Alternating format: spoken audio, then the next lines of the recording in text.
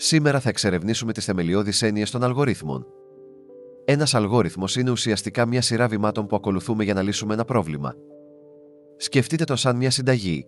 Αν ακολουθήσετε τα βήματα σωστά, θα έχετε το επιθυμητό αποτέλεσμα. Υπάρχουν διάφοροι τύποι αλγορίθμων, όπως η ταξινόμηση, που οργανώνουν δεδομένα, και η αναζήτηση, που μας βοηθούν να βρούμε πληροφορίες γρήγορα. Η αποδοτικότητα είναι επίσης κρίσιμη.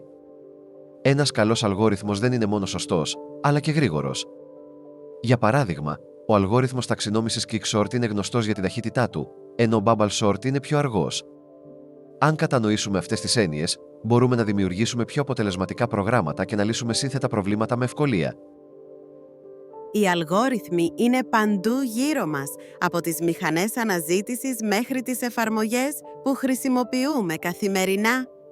Σήμερα θα εξερευνήσουμε τις θεμελιώδεις έννοιες των αλγορίθμων. Ένας αλγόριθμος είναι ουσιαστικά μια σειρά βημάτων που ακολουθούμε για να λύσουμε ένα πρόβλημα.